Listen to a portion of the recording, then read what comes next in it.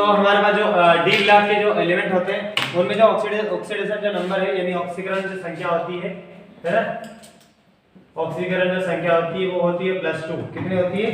+2। अलग अलग दर्शाते हैं है ना, ये सामान्य ऑक्सीकरण संख्या है इसकी, इनकी है ना, +2 है इनकी, यानी वैलेंसी जो क्या है यहाँ पर 2 है यहाँ पर है ना, तो सभी का अलग अलग होता है। ये +6 भी देते हैं, +4 भी देते हैं, प्लस है ना 3 भी देते हैं और +2 भी देते हैं। इस प्रकार सब अलग अलग है ना, ऑक्सीकरण सभी का अलग है। अब इसी प्रकार एग्जांपल यहाँ देख रहे हैं, ये देखो जैसे यहाँ पर ये कॉपर है, तो कॉपर की यहाँ परिवर्तित ऑक्सीकरण संख्या को, ऑक्सीकरण अवस्था को हम परिवर्तन करा रहे हैं। यहाँ पर इसकी जो ऑक्सीकरण जो अवस्था है उसमें हम परिवर्तन कर रहे हैं यहाँ पर। तो यहाँ पर क्या हो रहा है, ये कॉपर प्लस है, तो ये कितने हो जाएंगे इसमें, प्लस का मतलब है इलेक्ट्रॉनों की कमी, प्लस कर देगा इलेक्ट्रॉनों की कमी और माइनस कर देगा इलेक्ट्रॉनों की वृद्धि। देखो यहाँ पर क्या होगा, यहाँ पर 28 हुआ ना। अब हमें क्या करना है, इसके इलेक्ट्रॉनिक क्या बनेगा, 1s2 2s2 2p6 और 3s2 3p6 और ये 3d10 और लास्ट में यहाँ पर 4s0। अभी ये भी नहीं है ना, ये भी डी ब्लॉक के तत्व है। क्या है ये डी ब्लॉक के तत्व है, मगर क्या है, संक्रमण तत्व है ना। क्या है, अभी तो संक्रमण तत्व क्या है, नहीं है ना।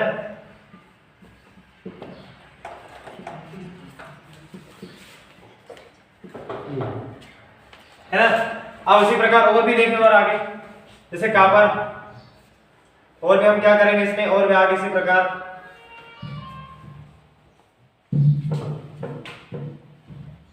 कौन सा है, इसमें परिवर्तन और कराएंगे इसमें। ये +2 कितना हो गया, +2। आप इसकी +2 कर रहे हैं, इसका मतलब इलेक्ट्रॉन कर रहे हैं, इसका मतलब कितना हो जाएगा 27 है ना। यस। आप कितना हो जाएगा, कैसे करेंगे, 1s2 2s2 2p6 3s2 3p6 और 3d9 और 4s। अब हमारे पास ये जो हमारे पास जो है, तुम्हें कहा जाएगा है ना, तुम्हें क्वेश्चन आएंगे कि कॉपर कॉपर रंगहीन होते हैं। क्या होते हैं, कॉपर क्या है, कॉपर रंगहीन होते हैं, यानी कॉपर अनुचुंबकीय होते हैं। क्या है, अनुचुंबकीय प्रतिचुंबकीय प्रतिचुंबकीय। कॉपर क्या प्रतिचुंबकीय होते हैं, जबकि Cu2+ अनुचुंबकीय होते। क्यों, इसका कारण भी होते हैं, तुम्हारे देख लेना, क्वेश्चन आएंगे तुम्हें है ना, कि कॉपर क्या है रंगहीन होते हैं और Cu2+ क्या है, रंगीन होते हैं। ये दो कारण। और एक क्वेश्चन क्या है इसी में से, कॉपर क्या है, प्रतिचुंबकीय होते हैं, जबकि Cu2+ क्या है, अनुचुंबकीय होते हैं।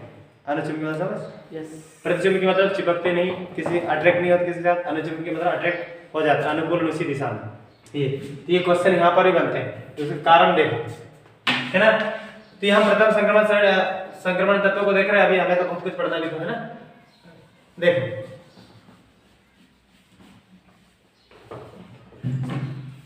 ये हुआ यहाँ पर, तो इसका कारण क्या है, हमारे पास क्या है, ये तो क्या है, संक्रमण तत्व है ना। ये क्या है हमारे पास, ये ट्रांजिशन एलिमेंट है, ये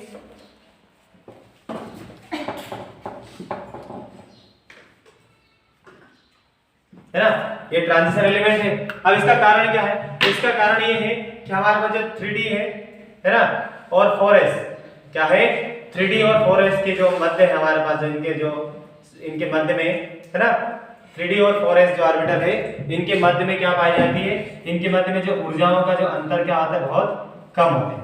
क्या है, ऊर्जा का अंतर क्या होता है, इसमें बहुत कम होते हैं है ना। इनमें ऊर्जाओं का अंतर बहुत कम होने के कारण क्या होता है ना, ऊर्जा में अंतर बहुत कम होने के कारण हमारे पास जो 4s इलेक्ट्रॉन है ना, 4s है ना, 4s कक्षक क्या है, 4s कक्षक अपने इलेक्ट्रॉनों को क्या है, अपने इलेक्ट्रॉनों को है ना, अपने इलेक्ट्रॉनों को 3D कक्षक में है ना जाने से रोक नहीं पाता।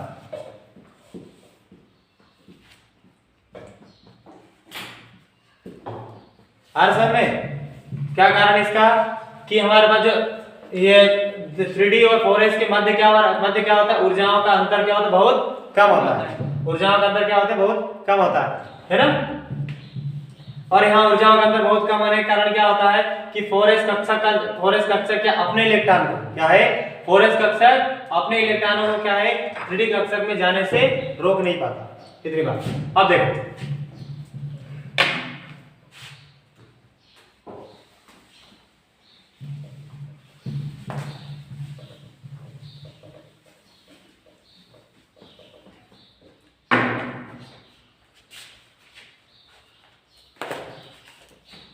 एग्जाम्पल के लिए हम लेते हैं जिंक। क्या है जिंक। कितना होता है इसका 30। कितना होता है इसका 30 है ना। इनका भी देखो इनका कि 30 वाला कैसे करें उसी प्रकार बोर भरी की व्यवस्था करें तो 2 8 8 18 कर दें। देखो 20 28 और 2 ये 2 इस प्रकार है ना कर दिए हमने। ये 18 होगा इसमें। अब इसके लिखे हम कैसे लिखेंगे इसमें देखो 1s2 2s2 2p6 3s है ना। क्या होगा 3s2 है ना 3s2 3p6 और ये 3d 10 और हमारे पास 4s2 ये। अब ये भी यहाँ पर भी स्थिति है तो ये भी हमारे पास किसमें नहीं आ रहा है ये भी संक्रमण तत्व नहीं है ना। क्या है ये भी संक्रमण तत्व नहीं है ना।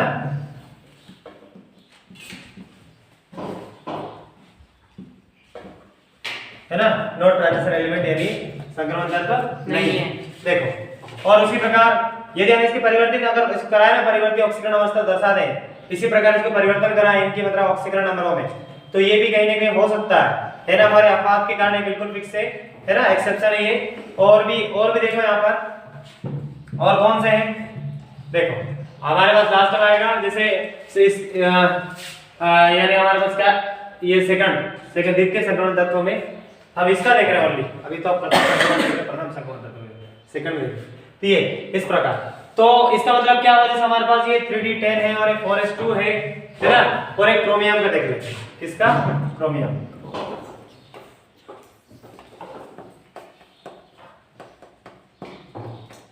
क्या है क्रोमियम।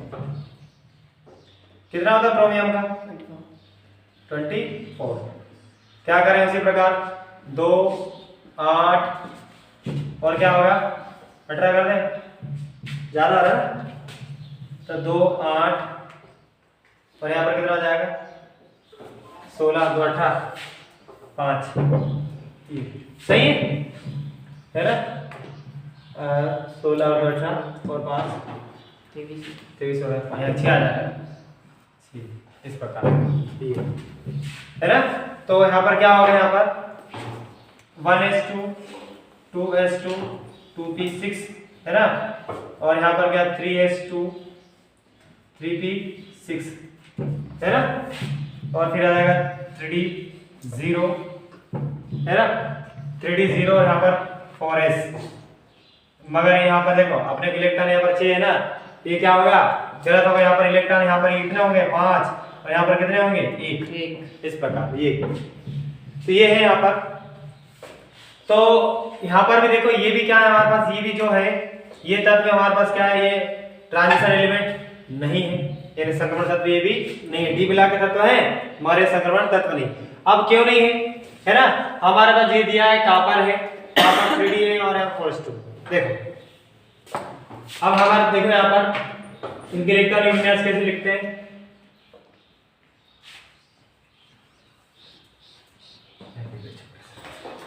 इसके एंड में लास्ट में इलेक्ट्रॉन कितने बना रहा है यहाँ पर d1 कितने होंगे d और ये d2 और ये d3 और d4 और d5 और d6 और d7 और d और d और लास्ट में d10 ये है ना। अब ये इस प्रकार से किया गया यहाँ पर जो d10 इसमें। अब हम क्या करेंगे इसमें जैसे हमारे पास s और यहाँ पर ss कर देंगे हमारे पास इलेक्ट्रॉन विन्यास के अनुसार s और s ये। अब इलेक्ट्रॉनिक विन्यास के लिखने के अनुसार हमारे पास जो है जैसे क्रोमियम का दिया है किसका दिया क्रोमियम है ना। क्रोमियम का देखो ये क्रोमियम का कितना होना चाहिए था है ना। क्रोमियम कितना होना चाहिए 4s2 और D क्या है 4s2 कहाँ है ये 4s2 ये क्रोमियम कर रहा है ना, और D4 कितना होना चाहिए D4 इतना ही होना चाहिए था ना, क्रोमियम D होना चाहिए था। हमारे जो वास्तविकता में जो हमारे पास जैसे S और P को हम पढ़ते हैं, S और P के अनुसार जब इस इलेक्ट्रॉनों को भरा जाता है तो हमेशा क्या कम ऊर्जा वाले फिर अधिक ऊर्जा वाले में फिर उससे अधिक ऊर्जा वाले में इलेक्ट्रॉनों कैसे बढ़ते जाएंगे, इलेक्ट्रॉनों क्रम और ऊर्जाओं का दायरा धीरे धीरे बढ़ते जाएंगे, ठीक है नहीं। देखो यहाँ पर समझे इसको, यहाँ पर देखो ये 4s क्या है 4s2 क्या है ये 4s2 अंतिम कक्षा में दो इलेक्ट्रॉन बनाया जाता है ना हमारे पास, यहाँ पर ये 4s2 है, ये क्रोमियम यहाँ पर जैसे कितने हैं यहाँ पर ये इसमें अब 2 2 कर लो इस प्रकार कर दें यहाँ पर, क्योंकि इस कक्षक में S में एक कक्षक है ना ये इस बिला के तत्व नहीं है जिस प्रकार हम इस बिला के तत्व में लास्ट में अधिकतम इस कक्षक में कितने इलेक्ट्रॉन बढ़ते हैं 2, अधिकतम इस कक्षक में कितने इलेक्ट्रॉन बढ़ सकते हैं 2 से ज्यादा नहीं बढ़ सकते ना, ये 2 इलेक्ट्रॉन बढ़ते हैं। तो हमारे इलेक्ट्रॉनिक विन्यास क्या होगा, यहाँ पर क्या होना चाहिए देखो ये 4s2 क्या हुआ 4s2 और यहाँ पर इलेक्ट्रॉनिक विन्यास लास्ट में क्या है D4, तो ये होना चाहिए था है ना, क्या है D4 और 4s2। तो इसका रीजन वही था कि इनमें आपस में इनमें ऊर्जाओं में अंतर होने के कारण क्या है D4 है ना 4s2 के स्थान पर क्या है D4 4s2 के स्थान पर 3D करेंगे ना, ये पहले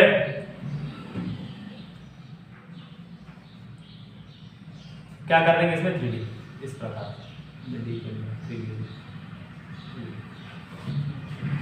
है ना, तो 3D4 यहाँ पर हुआ ये।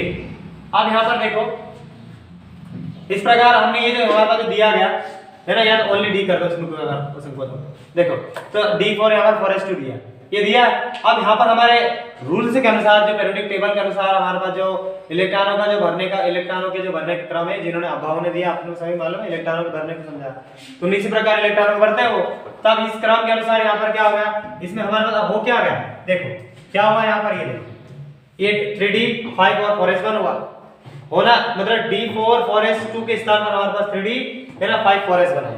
इसका कारण क्या था, इसका कारण वही है इनमें ऊर्जाओं में अंतर होने के कारण क्या है S और D में क्या है ऊर्जाओं में कम अंतर होने के कारण, ऊर्जाओं में क्या बहुत कम अंतर होने के कारण क्या है ना, ऊर्जाओं में बहुत कम अंतर होने के कारण क्या होता है हमारे पास जिंक है फिर है ना जिंक है फिर क्रोमियम है और कॉपर, ये क्या है अन्य अतिरिक्त मतलब डी ब्लॉक के अन्य तत्वों की तुलना में क्या होते हैं ये अस्थायी होते हैं, सॉरी स्थायी होते हैं, क्या होते हैं स्थायी होते हैं। स्थायी मींस होता है स्टेबल, क्या होते हैं ये स्थायी होते हैं है ना। यानी देखो यहां पर भी देखो, अब देखो यहां पर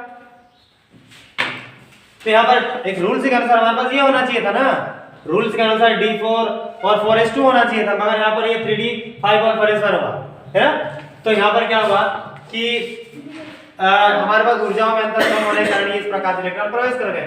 अब यहां पर भी देखो ये कॉपर में क्या, कॉपर का वास्तविकता में क्या होना चाहिए था, देखो कॉपर क्या होना चाहिए 4s2 और यहां पर D1, तो कॉपर का 3D यहां पर देखो कॉपर किधर है लास्ट में ना 9 होना चाहिए, कितना होना चाहिए था कॉपर का वैसे होना क्या चाहिए था हमारे पास देखो, तो कॉपर क्या होना चाहिए 4s2 और D9 ये होना चाहिए, कॉपर की होना चाहिए था ना, मगर ये ना होकर हमारे पास 3D10 और 4s1 हो गया, क्या है 3D10 और 4s1 हो गया है ना। इसका कारण वही है कि इनमें ऊर्जाओं में अंतर कम होने का, क्या है ऊर्जाओं में कम अंतर होने के कारण जो S कक्षक है वो अपने इलेक्ट्रॉनों को S कक्षक जो 4s वाला जो कक्षक है वो अपने इलेक्ट्रॉनों को क्या है D ब्लॉक में जाने से रोक नहीं पाता, वो आसानी से ले लेता है ना। इसलिए इनमें ज्यादा डिस्टेंस नहीं है, ऊर्जाओं की तरह ज्यादा डिस्टेंस नहीं है कि वो है ना दूर दूर भागने की कोशिश करें, आपस में इलेक्ट्रॉनों का साझा करते हुए क्या है ले लेते हैं। अब यहाँ पर देखो, अब यहाँ पर क्या हुआ इलेक्ट्रॉन को यहाँ 4s2 D9 में इसमें क्या हुआ, इसका मतलब यहाँ पर कौन सा बॉन्ड बनता है किसको मालूम है।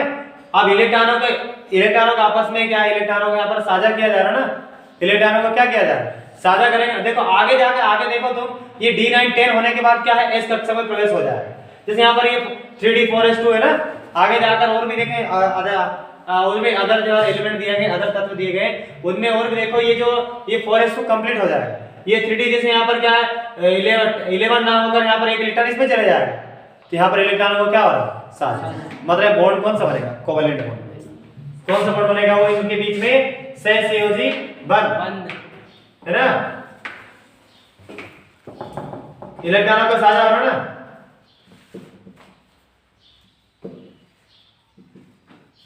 ये इंपॉर्टेंट, कौन सा बंध बन रहा है यहाँ पर, सहसंयोजी बंध, क्योंकि s इलेक्ट्रॉन इसको इलेक्ट्रॉन दे रहा है, d को s जो 4s वाला जो ऑर्बिटल है ये इलेक्ट्रॉन किसको दे रहा है, इसको दे रहा है ना, यहाँ पर देखो है ना, हमारे देखो यहाँ ये 4s2 है यहाँ पर और यहाँ पर 4s1, ये एक इलेक्ट्रॉन कहाँ चलेगा भाई, एक इलेक्ट्रॉन इसमें 3d में चलेगा ना, इसमें चलेगा, तो यहाँ पर क्या हो, इलेक्ट्रॉनों का साझा हो रहा है ना। और फिर लास्ट में फिर और आगे और देखेंगे इसमें कि जब यहाँ 3d जो 10 है ना, ये 11 ना होकर क्या एक इलेक्ट्रॉन किसके दे देगा, यानी आगे के प्रोसेस में ये क्या 11 ना होकर किस में चले जाएगा, वो 4s2 हो जाएगा है ना, और यहाँ पर 10 का 10 रहेगा आने वाले इलेक्ट्रॉन इस प्रकार से। इतनी बात क्या समझ में आना चाहिए। तो यहाँ पर ये जो जितने भी तत्व हैं यहाँ पर जो पूर्ण रूप से इसे ये पूर्ण रूप से भरे गए, यानी आंशिक रूप से अर्धपूर्ण क्या है, आंशिक रूप से यहाँ पर इलेक्ट्रॉन भरा गया, मतलब आधे इलेक्ट्रॉन यहाँ पर 10 डी ब्लैक में कितने इलेक्ट्रॉन भरे जाते हैं, 10 में से आधा इसमें कैसा क्रोमियम इलेक्ट्रॉन भरा गया, इसका मतलब ये भी क्या है, स्थायी है, क्या है, स्थायी है। और हमारे पास ये जो कॉपर है यानी जिंक के पास क्या है, ये भी स्थायी है ना, स्थायी है ना, और ये कॉपर भी यहाँ पर क्या है, ये भी स्थायी है। अब देखो जो तत्व किसी से स्थायी हो गया मतलब परमानेंट हो गया, स्थायी मतलब परमानेंट स्टेबल हो गया, बिल्कुल इसमें कोई क्रिया नहीं होने वाला, वो किसी से कोई क्रिया नहीं करेगा, उसमें कुछ से देखो तुम्हारे जीवन में यदि किसी प्रकार की कुछ उतार चढ़ाव ना हो ना, तो तुम्हारे जीवन बिल्कुल उदासीपन से निकल जाए कोई कष्ट है ना, कुछ ऐसा होना चाहिए, दुख तकलीफ आना चाहिए, जब जिंदगी हमारे जो रंगीन हो जाते हैं, मालूम है कि नहीं, होता है कि नहीं होता, दुख तकलीफ आना चाहिए। तो यहाँ पर देखो तो वही बात है, यहाँ पर बोला जाए स्थायी हो गया, इसमें कोई आप अपने आप को जितना देखो डी में कितने इलेक्ट्रॉन बचे, 10, अब 10 उसने ले लिया है ना, जितना उसको देना चाहिए वो उसको दे दिया। देखो एक बच्चा अगर एक बच्चे को अगर बच्चा 10 रुपए अगर मांग 10 रुपए लेने की मांग करता हो और यदि उसको 10 रुपए दे दिया जाए तो चुप हो जाए, अब कोई एक्टिविटीज नहीं होगा, घर में किसी प्रकार का तोड़ फोड़ नहीं होगा, किसी प्रकार रोना धोना कुछ भी नहीं होगा, मालूम है कि नहीं है ना, और ये दे दिया जाए संतुष्ट हो गया, शांत हो गया। तो यहाँ पर वही हो रहा है, उसको दे दिया जाए तो क्या हो गया, शांत हो गया है ना, स्थायी हो गया। अब देखो स्थायी हो गया, तब ने क्या बोला कि बच्चा यदि उसको 10 रुपए ना दिया जाए तो क्या होगा, उसमें हलचल होगी, घर में रंग बिरंगे सामानों को फेंकते जाएंगे, समस्या समस्या है, कह सकते हैं है कि नहीं। तो स्थायी, ये स्थायी होगा मतलब इसमें क्या होगा, ये बिल्कुल क्या होगा, रंगीन होगा, क्या होगा, रंगहीन, अनकलरलेस, क्या है, रंगहीन है ना।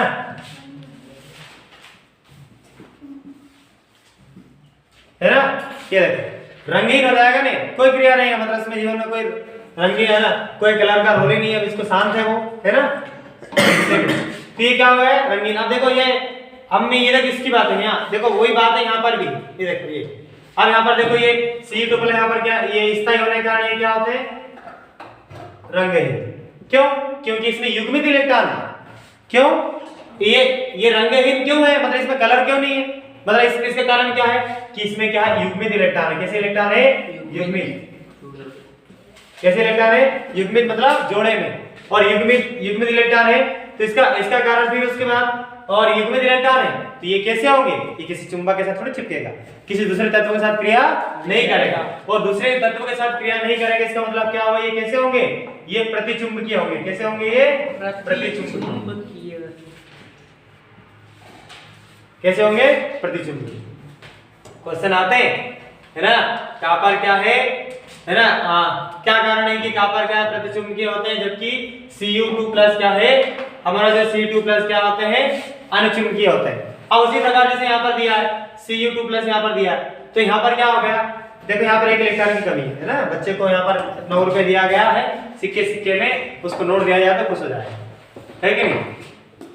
तो यहाँ पर देखो 3d9 है, तो 3d9 है तो यहाँ पर एक इलेक्ट्रॉन की कमी है यहाँ पर, तो ये इलेक्ट्रॉन किसी न किसी के साथ क्या है, अब इसमें अनपेयर इलेक्ट्रॉन है ना, अनपेयर है यहाँ पर, पेयर नहीं हो रहा इसमें, इसका मतलब यहाँ पर कौन सी इलेक्ट्रॉन, अयुग्मित है। कैसे है, अयुग्मित इलेक्ट्रॉन, मतलब जो ऑर्बिटल बने गए, ऑर्बिटल में जो इलेक्ट्रॉन जो भरे जाते हैं उसमें कहीं ना कहीं इलेक्ट्रॉनों का जोड़ा कंप्लीट नहीं हुआ है ना। तो कैसे इलेक्ट्रॉन अयुग्मित मतलब जोड़ा नहीं बना यहाँ पर, तो जोड़ा नहीं बने, कभी जोड़ा बनाना है उसको। अब जोड़ा बनाने के लिए क्या करें, कुछ हलचल पैदा करें, कुछ में कुछ लड़ाई झगड़ा करेंगे है ना। तो अयुग्मित इलेक्ट्रॉन है जिसका मतलब क्या हुआ, ये कैसे होंगे, रंगीन। कैसे होंगे वो, रंगीन। अब रंगीन हुआ, और और ये होंगे कैसे, ये अस्थायी, कैसे होंगे ये अस्थायी, अनस्टेबल, अस्थायी। तो इतने कारण हमें पता होना चाहिए, सभी में आते हैं, इतना कारण सभी में लिखने का आता है। ये क्यों ऐसा क्यों होता है ना, ये इसका कारण इस प्रकार से कर सकते हैं, है ना। ये तो ये अपवाद है, ये दिया गया है ना। यहाँ पर जो कॉपर और ये Cu2+ है, ये जो कॉपर है और जिंक और क्रोमियम है, ये कहा किसके अपवाद है, ये हमारे पास जो दिए गए इस प्रथम संक्रमण तत्व यानी फर्स्ट ट्रांजिशन एलिमेंट के, यहाँ पर ये एक्सेप्शन है यानी अपना अपवाद है और यहाँ पे पता होना चाहिए। अब देखो फिर इसमें इलेक्ट्रॉनिक विन्यास भरना तो आसान है, तो ये सामान्य जानकारी है ना, ये सामान्य परिचय में इसको लिख लेना, है ना। हो गया, मिटा दो मैं इसको।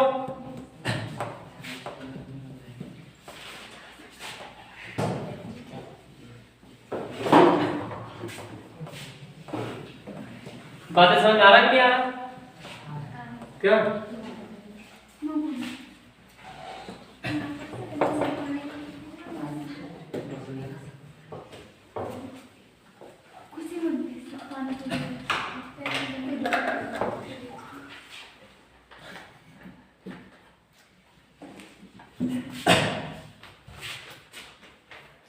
तो प्रथम संक्रमण तत्व के हम क्या लेना है यहाँ पर, इलेक्ट्रॉनिक विन्यास और संकेत,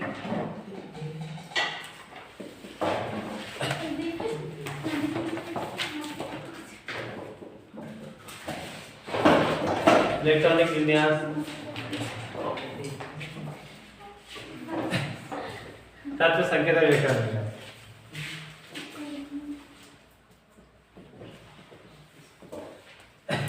क्या क्या हमारे पास,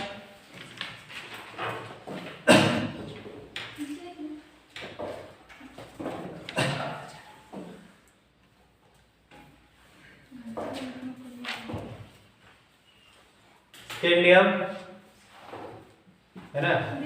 क्या पहली है, साइंस टीचर विनीता कृपलानी मन पे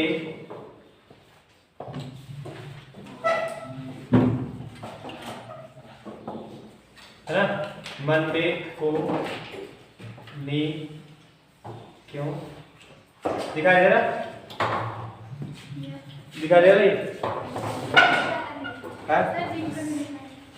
ऊपर ले लेते हैं, यहाँ से ऊपर ले लेते, इधर से ऊपर ले लेते, पूरा ही ऊपर ले लेते, पूरा ऊपर ले लेते। इसके साइंस टीचर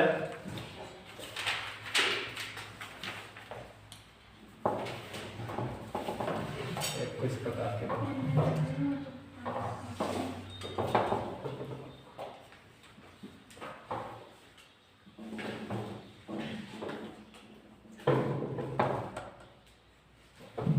हो गया। और कितने चाहिए, देखो नाम हमारे पास, नाम भी, नाम तो लिख सकते कि नहीं लिख सकते, लिख देंगे। स्कैंडियम बताओ क्या होगा इसका, टाइटेनियम और वेनेडियम, क्रोमियम और मैग्नीज, आयरन, आयरन का हम क्या बोलते हैं, लोहा, क्या बोल सकते हैं, लोहा, या फेरेट शब्द भी यूज करते हैं। फिर कोबाल्ट, निकिल है ना, और ये कॉपर, और कॉपर भी चलो तांबा, और ये जिंक, जिंक यानी जस्ता, ये है ना। इलेक्ट्रॉनिक विन्यास बहुत आसान है। अब देखो हमारे पास जैसे ये तत्व दिए गए हैं, ये पी ब्लॉक है ना, पी ब्लॉक हमारे पास 18 टोटल वर्ग, यहाँ पर कितने 18 है टोटल, यहाँ पर 18 है ना, यहाँ पर 1 2 और 3 और यहाँ पर 12।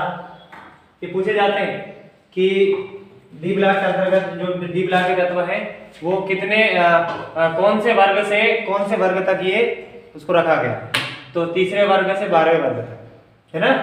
आवर्त में 4 से 7 है ना, 13 14 15 16 और क्या है 17 और 18 है ना, दिया गया। अब यहाँ पर हमारे पास कौन सी वैल्यू हुई, है ना, है ना अगर करके 0 रन दिया है। अब हमें पता है कि जो ये तत्व जो क्या कैसे होते हैं, ये अक्रियशील होते हैं, अक्रिय होते हैं। कैसे होते हैं? अक्रिय, है ना, अक्रिय होते हैं, बहुत अक्रिय होते हैं, नोबल गैस कहलाते हैं, शून्य गैस कहलाते हैं, है ना, बहुत उत्कृष्ट गैस, इसकी चार नाम है। क्या क्या नाम है? अक्रिय गैस है और नोबल गैस, उत्कृष्ट गैस बोलते हैं, नोबल और शून्य फिर नाम है ना। अब इसमें हमें मालूम है इनमें जो इलेक्ट्रॉन क्या होता है, बिल्कुल युग्मित है। इलेक्ट्रॉन मतलब इनके जो अष्टक क्या है, पूर्ण है। जैसे s की s कब से आता है ना, तो ये 1s2 कंप्लीट। इलेक्ट्रॉन 2 इलेक्ट्रॉन भरे गए, 2 कंप्लीट हो जाता है, लास्ट में 2 भरेंगे, लास्ट इलेक्ट्रॉन पूरे भरे गए। तो यहाँ पर क्या होगा, इलेक्ट्रॉन पूरे भरे होने के कारण ये कैसे होता है, स्थायी होते हैं। क्या होता है ये? स्थायी, है ना, स्थायी होता है ना, स्टेबल।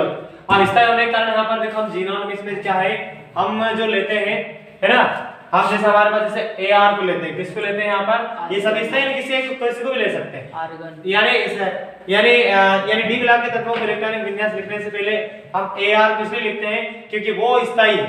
और इसमें हमारे पास डी ब्लॉक के तत्वों में कुछ तत्व ऐसे हैं जो अन्य तत्वों की तुलना में अपने, है ना, आंशिक रूप से या पूर्ण रूप से इलेक्ट्रॉन उसमें भरे होते हैं। अब भरे होते हैं आंशिक या पूर्ण रूप से, कहीं ना कहीं अन्य डी ब्लॉक के अन्य तत्वों की तुलना में वो क्या होते हैं, अस्थायी होते हैं, सॉरी स्थायी होते हैं ना। तो इसीलिए हमारे पास हीलियम का जो हमारे पास हीलियम वाले जो तत्व है, उनमें से किसी भी तत्व को हम उठा के रख सकते हैं यहाँ पर। जैसे AR, हम किसको लेते हैं, AR, किसको लेते हैं, आर्गन, है ना, आर्गन लेते हैं। अब मैंने बताया इसे बहुत, देखो एक का मैंने बता दिया तुम्हें, है ना, एक हमारे पास किसका लिया था हमने, किसके किया था अभी, स्कैंडियम के लिया था ना, लास्ट वाले लेते हैं हम, किसके लिया था लास्ट। देखो अब यहाँ पर ये 4s2 और 3d 1, 4s2 3d 1, देखो ये 4s2 3d 1, इस प्रकार से इलेक्ट्रॉनिक विन्यास हुआ हमारे पास। अब सेकंड में क्या आया, AR इसी प्रकार सबको लिख देते हैं पहले तो, AR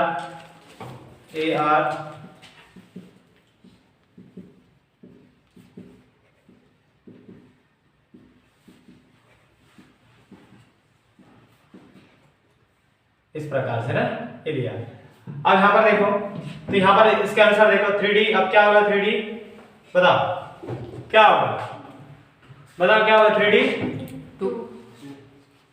2 और क्या होगा, और कितना होगा, इसका देख रहे हैं अपने इसमें 4s2 उसी प्रकार 3D 3 और यहाँ पर 4s2, ये देखो। और उसी प्रकार क्या होगा 3D,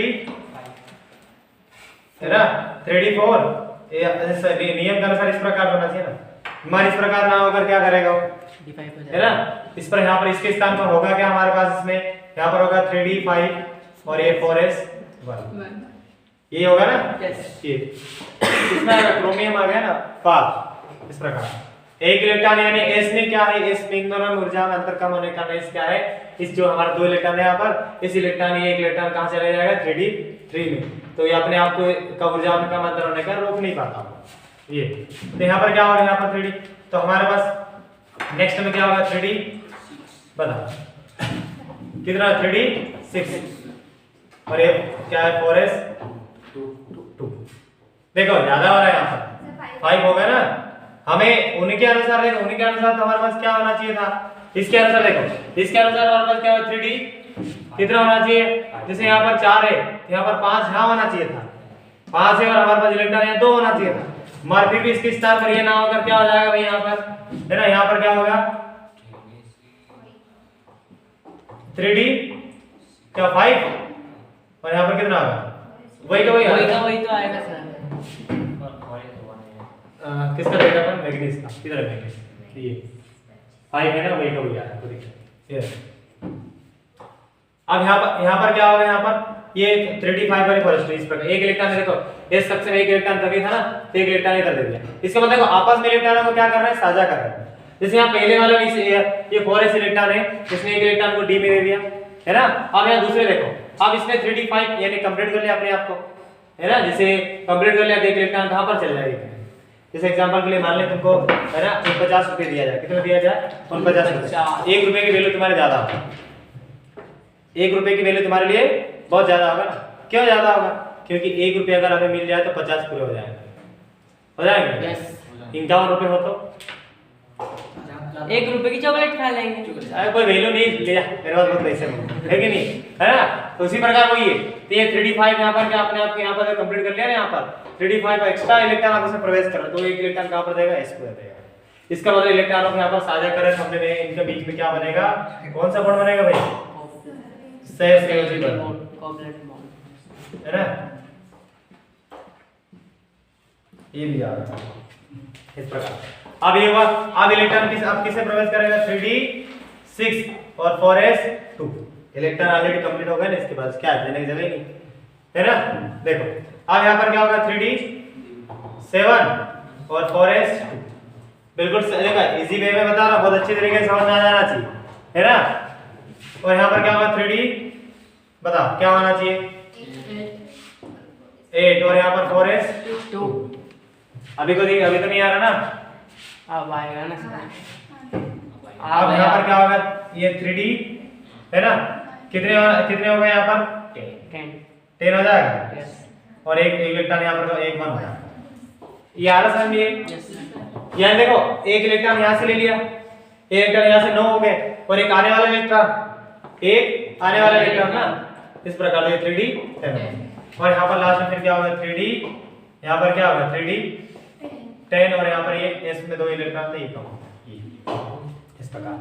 तो हमारे पास क्या है, हमारे पास ये दोनों अपवाद है, क्या है, कौन सा है, और क्रोमियम, ये और कौन सा है, कॉपर। एक्सेप्शन एन अपवाद याद है।